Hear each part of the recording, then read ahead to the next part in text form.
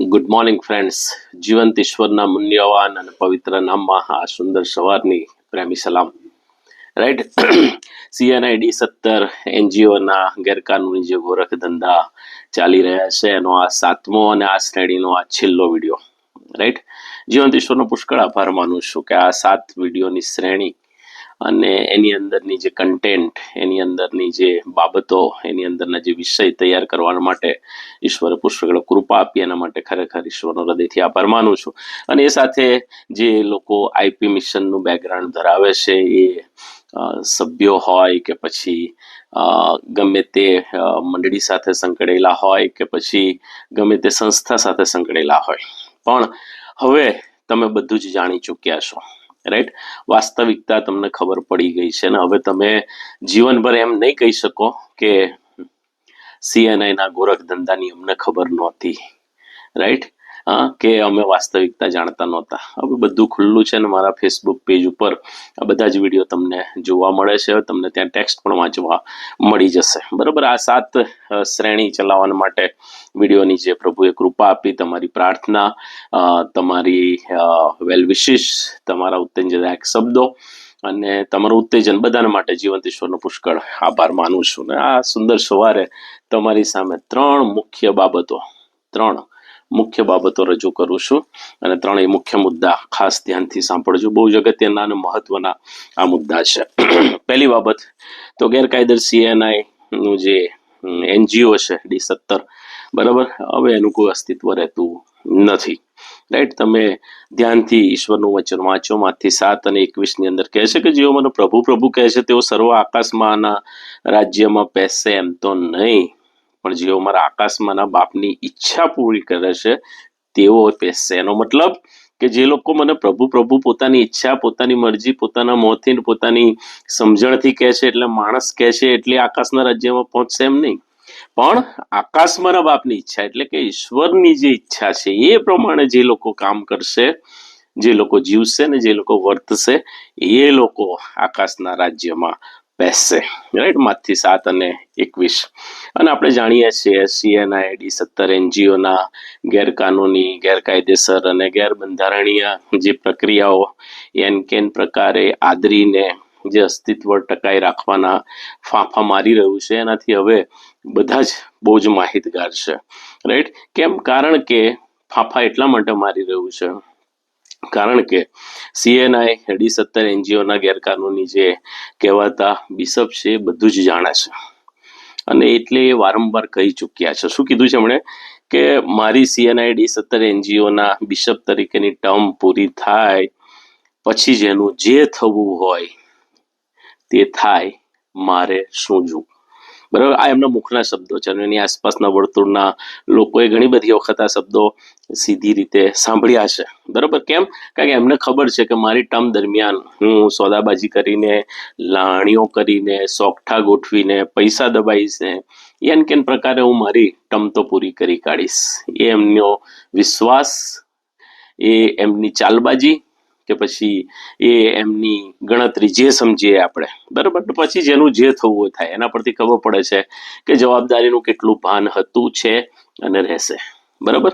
અને આપણે સારી રીતે જાણીએ છીએ, બહુ જ સારી રીતે જાણીએ છીએ અને વ્યક્તિ પોતે પણ સારી રીતે જાણતા જ હતા કે 2013માં બ્રધરન જીતી ગયું ને એ એમની મંડળીઓ, એમના સભ્યો અને એમની મિલકત લઈને અલગ થઈ ગયું. 2016ની અંદર UCNI ફરીથી ચાલુ થઈ ગયું ને એટલે સ્વાભાવિક છે UCNI નું જે છે એટલે કે IP mission, Gujarat church council વડીલ સભા, એને પરત પાછું બધું આપવું જ પડશે એન પ્રકારે, કારણ કે એ તો ફ્રોમ ધ બિગનિંગથી સ્વીકારી રહ્યા છે કે અમારી કોઈ મિલકત નથી.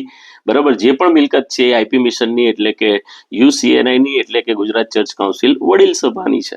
રાઈટ. અને રહ્યું તું બાકી એ એંગ્લિકન, એ ગયા મહિને એંગ્લિકન ધાર્મિક સંપ્રદાય પણ પોતાનો કેસ એ જીતી ગયું અને એટલે હવે એંગ્લિકન સંપ્રદાયને પણ પોતાના ચર્ચી સભ્યો અને મિલકત બધું જ પાછું આપી દેવું પડશે. તો પછી પ્રશ્ન થાય કે 1970 પછીની જે નવી મંડળીઓ અસ્તિત્વમાં આવી હતી એનું શું? વાલાઓ, તમારી જાણ ખાતર કહું, બરાબર, એમનું ક્યાંય રજીસ્ટ્રેશન નથી. કોઈ જગ્યાએ આ મંડળીઓ સરકારી ચોપડે નોંધાયેલી નથી. Because of CNID17 A NGO છે અને NGO હેઠળ આ મંડળીઓ અત્યાર સુધી ચલાવી રાખી છે. હવે NGOમાં તો ચર્ચ હોય જ નહીં, બાળક પણ ના હોય કે બિશપ પણ ના હોય, રાઈટ, કે સભ્યપદ પણ ના હોય, અને એટલે આ મંડળીઓ ક્યાંય નોંધાયેલી નથી. એ જે સભ્યો છે, એ જે મંડળીઓ છે, જે મંડળીના આગેવાનો છે, એમણે ધ્યાનથી સાંભળવું પડશે, પચાવવું પડશે. ઇટ્સ એ નેકેડ ટ્રુથ, નગ્ન સત્ય છે. અને જો તમારામાં થોડોક પણ ઈશ્વર પ્રત્યેનો વિશ્વાસ હોય, ઈશ્વર પ્રત્યેની આધીનતા હોય, મંડળી પ્રત્યેનો પ્રેમ હોય અને સાર્વત્રિક મંડળીના સભ્ય બનવું હોય તો તમે CNID17 NGOના આગેવાનોને જઈને પૂછી શકો છો, સ્પષ્ટતા માંગી શકો છો, અને શું કરવું એ હવે તમને હું આગળ પણ એ સાથે જણાવીશ, રાઈટ. હાલમાં ઘણા લોકો બોલી નથી શકતા, શબ્દ મોંમાંથી નીકળતો નથી, પણ વ્યક્તિઓનો વિરોધ કરે છે અને મારો ખાસ વિરોધ કરે છે, રાઈટ. કેમ? કારણ કે ગુજરાત ચર્ચ કાઉન્સિલ વડીલ સભાનો એ આડકતરો વિરોધ કરી રહ્યા છે, પણ એ લોકો સારી રીતે જાણે છે કે જે દિવસે IP મિશનના સભ્યો એ સક્રિય થયા એ દિવસ એમનો છેલ્લો હશે. પણ એમ છતાં એ લોકો એમને ધર્માંધ અને ઊંઘતા રાખવા માટેના એન પ્રકારના પ્રયત્ન કરે છે, અલગ અલગ જવાબદારીઓ સોંપીને, કે જેથી સાહેબજી કરતા રહે અને એમની પ્રક્રિયા ચાલુ રહે. પણ એ બહુ લાંબો ટાઈમ ચાલવાની નથી. કેમ? કારણ કે આ જે મથામણ ચાલી રહી છે એ હવે લોકો જાણી ગયા છે. પણ એ CNID17 NGOના આગેવાનોને સ્પષ્ટ રીતે જણાવી દઉં કે હવે લોકોને વધારે અંધારામાં રાખી શકાશે નહીં, રાઈટ. દાનો આપવાનું તો ઓછું થઈ ગયું છે, લોકો જવાબદારીઓ પણ હવે સ્વીકારતા નથી, રાઈટ. એક પાસ્ટોરેટની અંદર 6 બિશપ્સ નોમિનીઝ મૂકવા પડે એટલે એ બહુ શરમની વાત કહેવાય. જો પાસ્ટોરેટ લીગલ નથી, બરાબર, હા, પણ આ બહુ શરમની વાત કહેવાય. અને સાથે સાથે મોટી વાત તો એ કહેવાય કે પોલ ખુલ્લી પડી ગયેલી છે, રાઈટ. જે દાનના નાણાં, ઈશ્વરને અર્પણ કરવામાં આવતા દાનના નાણાં એ ક્યાં વપરાય છે એ લોકોને ખબર પડી ગઈ છે, સમજી ગયા છે લોકો કે આ દાનના નાણાં આ લોકો પોતાના વ્યક્તિગત સ્વાર્થ માટે, લાણી કરવામાં, કોર્ટમાં દબાવવા માટે, ચેરિટી કમિશનરની અંદર દબાવવા માટે, અને પોલીસમાં ખવડાવવા માટે, અને છેક ઉપર સુધી, શબ્દ સંભળાય છે ને, સમજાય છે ને, છેક ઉપર સુધી ના એમના સેટિંગ્સ ગોઠવેલા છે. એટલે કેટલી વરવી વાસ્તવિકતા, કેટલી શરમજનક બાબત કહેવાય એ તમે સમજી શકો છો ને. એટલે એમની પાસે કોઈ પ્રશ્નો પૂછે એના એક શબ્દના જવાબ નથી. જી હા, હું તો વર્ષોથી પ્રશ્ન પૂછતો આવ્યો છું, લેખિતમાં પૂછ્યા છે, મૌખિકમાં પૂછ્યા છે, આજ દિન સુધી એકની પણ હિંમત નથી કે એ જવાબ આપી શકે, રાઈટ. અને એ જ બાબત બતાવે છે કે ખરેખર દાળમાં કંઈક કાણું છે ને, આખી દાળ કાણી છે, રાઈટ. એ બાબત સમજી શકીએ છીએ. અને બિશપ બહુ સારી રીતે આ બધું જાણતા હતા, રાઈટ, કે 1970 પછીની મંડળીઓની વાસ્તવિકતા શું છે, કોર્ટમાં ચાલતા જે કેસીસ છે એનો અંત આવવાનો જ છે ધીરે ધીરે, લગ્નની ગેરકાયદેસરતા બધી સાબિત થવાની જ છે, અને ચર્ચ ને મિલકતોને બધું જેનું જે છે પાછું આપવાનું જ છે. અને એટલે જે કહેતા હતા કે જ્યાં સુધી મારી ટર્મ થાય છે ત્યાં સુધી બધું સાચવી રાખીશ, એન કેન પ્રકારે શબ્દ વાપરું છું, એન કેન પ્રકારે, પછી જેનું જે થવું હોય એ થાય. અને એટલે જે લોકો CNID17 NGOના કર્મચારી છે, કહેવાતા પાળક છે, એમણે આ સંદર્ભમાં વિચારવું રહ્યું. જી હા, વિચારવું રહ્યું. કેમ? કારણ કે તમારા પર તો સર્ક્યુલર આવેલો છે ને, લેટર આવેલો છે ને, કે એવા સભ્યોને મોકલવા કે જે લોકો પ્રશ્ન પૂછે નહીં, અમારી હાજીમાં હા કરે, રાઈટ. અમે જે નિર્ણયો લઈએ, અમે જે નિર્ણયો નક્કી કર્યા છે એને એ લોકો સીધી બહાલી આપે. શું આજ લોકશાહી છે? આજ લોકશાહી છે? આને લોકશાહી ના કહેવાય, આને સરમુખત્યારશાહી કહેવાય, રાઈટ. કે તમે તમારા એજન્ડા તમારે ચલાવવા માટે, અને એ પણ ગુનેગારો પુલપીટ પર પહોંચે એટલે એ બહુ શરમજનક વાત કહેવાય. જે તેડું પામેલા છે એ પુલપીટ પરથી ઉતરી જાય અને પાટલી પર બેસે, અને જે તેડાને લાયક જ નથી, ગુનેગારો છે ભારતીય ન્યાય પ્રક્રિયા પ્રમાણે, રાઈટ, એ હવે એમના એજન્ડાઓ આમની પાસે કબૂલ કરાવડાવશે કે ભાઈ આ તો અધિવેશનની અંદર લીધેલા નિર્ણયો છે, રાઈટ. એટલે સમજી શકાય છે કે કેટલી બધી કહી શકીએ જેને આપણે કે કેટલા બધા ગોરખ ધંધા, કેટલી બધી ગેરકાયદેસરની ગેરકાનૂની એવી બધી પ્રક્રિયાઓ ચાલી રહી છે. અને ઇટ્સ એ શેમ, બહુ જ શરમજનક વાત કહેવાય, રાઈટ. જે લોકો ભાગ લે છે, જેઓને કાન છે, જેઓને મગજ છે, રાઈટ, જેઓની પાસે તેડું છે એ લોકો આ બધું સાંભળી રહ્યા છે, એટલે વધારે પડતી શરમજનક વાત એ કહેવાય, બરાબર. અને એ સાથે સાથે યાદ રાખીએ 1970 પછીની મંડળીઓ જો જાગશે નહીં તો એક સમયે બુલડોઝર એના પર ફરતા વાર નહીં લાગે. કેમ? કારણ કે તમારી મંડળી 1970 પછીની છે ને એ ક્યાંય નોંધાયેલી નથી, ને એના માટે જવાબદાર તો પ્રથમ તો તમે ઠરશો. અને એથી વિશેષ ગુજરાતની જે CNI જે D17 NGO છે એના અધિકારીઓ, કેમ? કારણ કે તમે લોકોને અંધારામાં રાખ્યા છે, બહુ અંધારામાં રાખ્યા છે, અને એટલે આ બાબત ધ્યાન રાખજો. બીજો જે મુખ્ય મુદ્દો છે તો એ છે કે IP મિશન એટલે કે UCNI એટલે કે ગુજરાત ચર્ચ કાઉન્સિલમાં જો અત્યારે પાછા નહીં ફરાય તો પછી ભૂલી જજો પછી, રાઈટ. કેમ? કારણ કે ઘણાને વિરોધ કરવો પડે છે અને ઘણા અમારો વિરોધ કરી રહ્યા છે, કશો વાંધો નથી, રાઈટ. હા, પણ એમને એટલી તો ખબર જ છે કે વિરોધ કરીએ છીએ એટલે હવે અમારું પત્તું કપાઈ ગયું છે, અમે IP મિશનની અંદર ફરી એન્ટર થઈ શકીશું નહીં, રાઈટ. અને એટલે આ બધી બાબતો સમજવાની જરૂર છે. કેમ? કારણ કે ગેરકાનૂની, ગેરકાયદેસર અને ગેરબંધારણીય જે CNI D17 NGO છે અને એની એ સડી ગયેલી જે સિસ્ટમ છે આખી, રાઈટ, એનો અભાગ છે, અને એમાં લાંબુ જીવી શકાશે નહીં, રાઈટ. એમાં લાંબુ જીવી શકાશે નહીં. અને જો તમને ઈશ્વરે તેડું આપ્યું હતું, તમે ઈશ્વરની સેવા કરવા માટે આવ્યા હતા, તો પછી આ માણસોની ચરણ ચાટુકા કેમ કરી રહ્યા છો?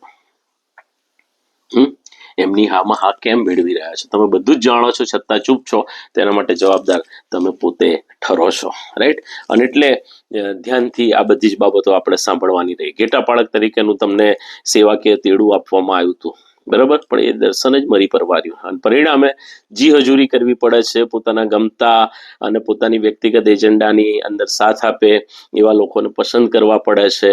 હા, અને દરેકને એ સાથે જે નિર્ણયો લેવાય છે નિર્વિઘ્ને લેવાય છે. કેમ? કારણ કે તમે કશું જ કહેતા નથી, એટલે બધા નિર્ણયો નિર્વિઘ્ને લેવાય છે અને એમના વ્યક્તિગત એજન્ડા સેટ કરવામાં આવે છે.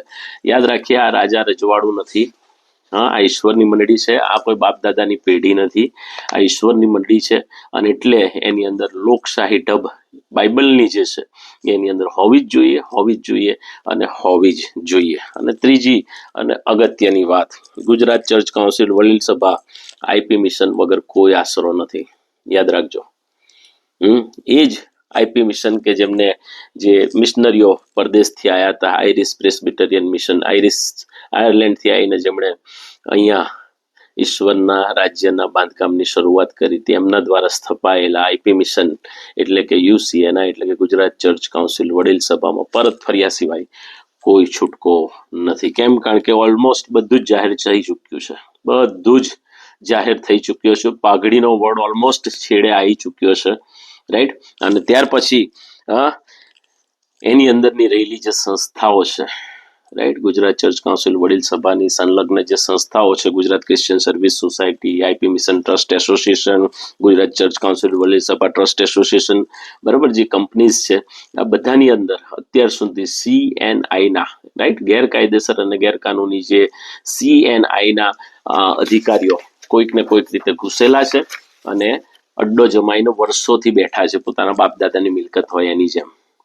પણ હું તમને ચેલેન્જ આપું છું, તમે ગુજરાત ચર્ચ કાઉન્સિલ વડીલ સભાની અંદર આવો અને આ જવાબદારીઓ તમે નિભાવો કે જેથી વર્ષોથી, રાઈટ, જે રાજા રજવાડાની જેમ અને બાપ દાદાની મિલકત હોય એની જેમ આ આવનાર પેઢીને જે ગુલામ બનાવવાની એમની જે ઈચ્છા અને મહત્વાકાંક્ષા છે, એને આપણે નાબૂદ કરી શકીએ. આ મિલકતોનું કોઈ ધણીધોરી આટલા વર્ષોથી એટલા માટે જ નથી કારણ કે CNI પોતે જાણતું હતું કે અમે ગેરકાયદેસર ગેરકાનૂની છે, અને એ જ એની અંદર ઘૂસીને શું કરતા હતા એ હવે મારે વધારે શબ્દોની અંદર વિવરણ કરવાની જરૂર નથી, કારણ કે આગળના 6 એપિસોડની અંદર એની અંદર મેં ઘણું બધું કહી દીધું છે. ને વર્ષોથી ઈશ્વરને અર્પણ કરેલા જે નાણાં હોય, એ દાન હોય, એને ન્યાયને ઊંધો વાળવામાં એ લોકોએ પુષ્કળ પ્રમાણમાં વાપર્યા છે, પુષ્કળ પ્રમાણમાં. અને એટલે ગુજરાત ચર્ચ કાઉન્સિલ વડીલ સભામાં તમારી સામેલગીરી થાય, આવો અને તમે સામેલ થઈ અને આ બધી જ બાબતોને સીધું કરવાનું